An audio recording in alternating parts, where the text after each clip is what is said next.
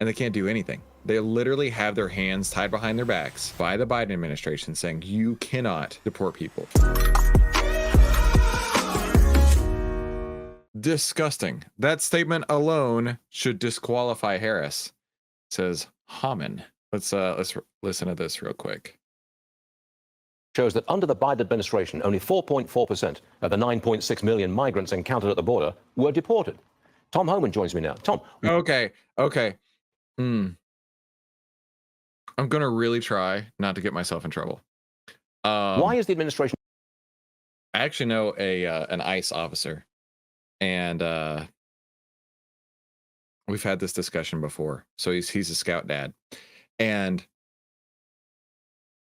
he would tell me about these trips that he would take. He's like, oh, I'm going to Venezuela. Oh, I'm going to Honduras. Oh, I'm going to Uruguay. I'm going from this place to that place. And I'd always joke with him and be like, oh, so you're going on vacation? Where are you going on vacation this week? And he's like, I'm not going anywhere.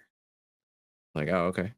He's like, we're not sending anybody home. What do you mean? He's like, we stopped sending people home. And I was like, so you're not deporting anybody anymore? And he said, no. He said, the morale at the ICE offices is the lowest he's ever seen. They're basically telling him he's not allowed to do the job that he was hired to do. This whole agency was put up in a way to, immigrations and custom enforcement, and they can't do anything. They literally have their hands tied behind their backs by the Biden administration saying, you cannot deport people. And he's like, I don't know what to do.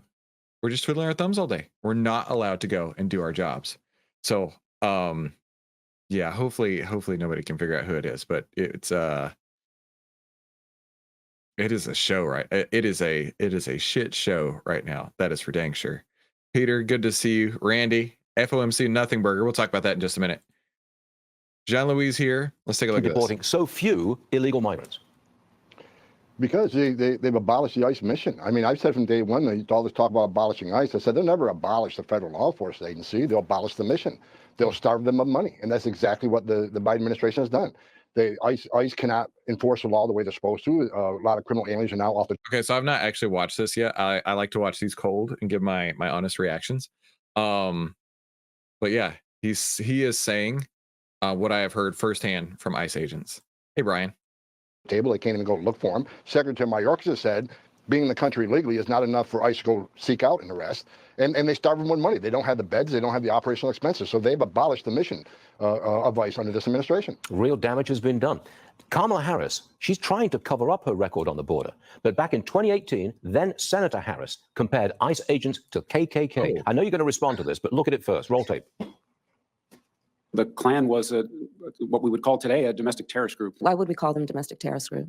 Because they tried to use fear and force to change political environment. Are you aware of the perception of many about how the power and the discretion at ICE is being used to enforce the laws?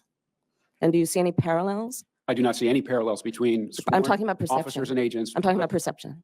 I do not see a parallel between what is constitutionally mandated as it relates to enforcing the law. All right, Tom, have at it. What's your reaction? Oh, that's interesting. And that goes way back when. That's way before woke, right? 2018. Wokeness really started in 2020. Wow. I'm honestly disgruntled and disheartened and a little bit sick to hear that she would call, agents of the law legitimately the people doing their job to protect you and I on our borders. A name like that, I don't even want to utter it. Well, first of all, Ron Vitello is a personal friend of mine. He was the one that replaced me when I retired, so he did a great job there. Kamala Harris, disgusting. It upsets me. Out of all the things I've heard and seen in my 34 years of serving my country is this, because I've handed a folding flag to moms and wives and children of fallen agents who gave the ultimate sacrifice for this country. Agents and officers of ICE who died in the line of duty. This is a stain on their service to the country and the way they died, and it's a stain to the families who will live the rest of their life not without their dad or their husband. And it's disgusting on all levels. And look, I've testified once, and Congressman Wasserman Schultz said I was a bigot in open testimony. And I'll tell you the same thing I told her. If ICE officers are racist for enforcing the immigration law, what's that make members of Congress? They wrote the law. Our president signed the law. ICE isn't making this stuff up. ICE is doing their constitutional duty to enforce immigration law. And Kamala Harris needs to be reminded that during the Trump administration, where she's attacking Ron Vitello, 9 out of 10 people that we arrested at ICE under my command was either a convicted criminal or pending criminal charges. So we prioritize the worst of the worst. ICE officers do a great job every day. They put a gun on their hip, they wear a Kevlar vest, and put it on the line for this country to protect the American communities. Shame on her, and she can't walk that back. That statement alone should disqualify her from being the commander-in-chief. Ooh, he is all kinds of wired up there. Hey, Randy, good to see you. Yeah, like these ICE agents, like I have the utmost respect for them, right? It's not like they're the military. And yet at the same time, they have to do some incredibly dangerous things every single day just to put food on the table. And yeah, like Randy's saying, she is beyond woke. It's just, makes me sick. But let's see real quick. Randy says she's about as effective as a border czar as the Secret Service head. Well said, Randy. But changing topics real quick. Everybody needs toothpaste. Everybody needs toothpaste, right? Doesn't matter who you are. And Colgate Palmolive is what I want to chat about today.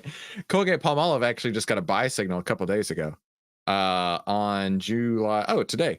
Colgate Palmolive got a buy signal today. Now, this is one we traded not all that long ago. I made a little bit of money on. And, looking at the performance summary here, 48% in outlier. So you know what? This is hard for me to not go down the route of sounding like a complete idiot. Trying to tie this to the ICE agents here. But Colgate Palmolive does lots of other stuff besides just toothpaste. And of course, you know what, if you're looking for an opportunity in your portfolio, especially in a volatile market like this, maybe Colgate Palmolive is for you. Let's take a look at our market analysis.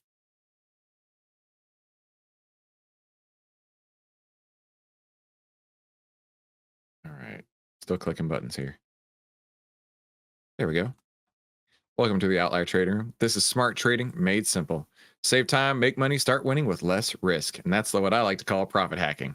Now, we're going to be covering the strategy I put together in the Profit Hacking Playbook. You can get a free copy of that over at profithackingplaybook.com. And for those of you who don't know me, my name is Christopher Uhl. I've twice been awarded Top 100 People in Finance. I've been successfully trading since 2009. I'm a partner with Outlier, and this is my style of trading using Outlier. Now, what I like to call is the golden ticket trading strategy. It's the 8 steps to turn profit hacking into pure gold. And the master key to unlock the golden ticket trading strategy is this right here. The buy signal for the SPY, the buy or sell signal, the market breadth, how that looks, as well as the sector breadth for any individual stocks that we look at. Now, we've been out of the market since July 19th, and let's review why. The main reason that got me out of the market was the market breadth had peaked and then came back in. Market breadth is the amount of stocks, in this case, that are given a buy signal. So if the amount of breadth has peaked, if the amount of breadth has grown so much, all that's left is for sellers to come through. And that's exactly what we saw happen. My dad actually had texted me this morning saying, hey, what's been happening since Kamala Harris has been, put as the next nominee? And I was like, what do you mean? He's like, well, have stocks gone up or gone down? And I was like, well, I got out of everything when stocks had peaked. I said, and you can go back and watch the live streams. I'm not making it up. I was like, we're hitting extremes. I think it's time to take some money off the table. And that's exactly what happened. The market had peaked and then started coming back down on July 19th. No, the 18th was the day I got out. That was the day I got out. And we've been, basically moving down ever since that point. So right now, the market breadth is coming back down, meaning less and less stocks are showing up on the buy list. In fact, today, if you look at the bull list, there's only 11 new stocks with buy signals today versus 41 new stocks with sell signals. And that makes total sense, right? When you run out of buyers, all that's left is sellers. So we have bearish market breadth at the moment, whereas the SPY signal is still showing a buy signal on in Outlier right now. So I could imagine at any point that that's going to change over to a sell signal. But then again, I'm not going to fight the data, right? The data is telling us a buy signal, so I'm going to sit and wait it out. And on a day like today, right, I'm not even looking at sector breadth on individual stocks. I'm looking at the market breadth, which is bearish, the SPY signal, which is bullish. So we don't have an agreement in our signals here. And I wanted to pull this out. It's been a while since I brought it out, but Mark Minervini, one of my mentors, he says, my 6 key trading rules. Number 1, wait in cash for proper setups. How long? As long as it takes. And listen, I recently made a change once I was doing all the back testing and ran the data and saw that, you know what? I'm actually going to trade a lot less because this master key has given me crazy win rates. And all you have to do is just sit and wait for the trades to come to you. So for me, I don't have any trades I'm going to put on today, but there are still tons and tons of stocks out there that might be for you. In fact, I took a look at some of these stocks that came through on the buy list today. We've got FTAI. I don't know what this is, but it's an aviation stock. And it had a performance summary of 333%. I thought that was pretty cool. That was a buy signal today. And then HWM, also an aerospace stock, showing outlier returns of 144.94%. So some really tremendous stocks out there in the industrial sector right now.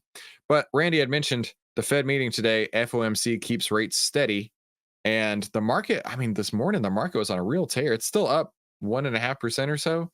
The Qs, the NASDAQ is up 2.5%. These are big moves right here, right? But it's still a bearish trend. You still got the 10 under the 20. On the Qs, we are under the 50 right now, so very bearish. On the SPY, we have the 10 under the 20, but with price coming back over those two, you might see that reversal back up. So honestly, right now is a no-go zone, right? When the trend is still trying to figure out which direction it's going, the best trade to make is cash. So be sure to be holding back cash. And I mentioned this earlier. Mahesh had dropped this in the Discord, and I was like, dude, I thought we weren't talking about this. But since he did, I'm going to go ahead and mention it, right? You can actually get outlier for the year for $299, right? Today, right now, OVT 2024 as a discount code. Usually it's $69 a month. And this applies if you already have a monthly account, you can transfer over to an annual account using code OVT 2024. And basically you're going to get outlier for about $25 a year, which is ridiculously cheap. I'm kind of irritated that he mentioned that. You weren't supposed to do that, Mahesh. And so here we are. So anyway, thank you so much for coming to today's Outlier Trading Room. I'll see you right back here tomorrow. Have a fantastic afternoon, and we'll talk soon.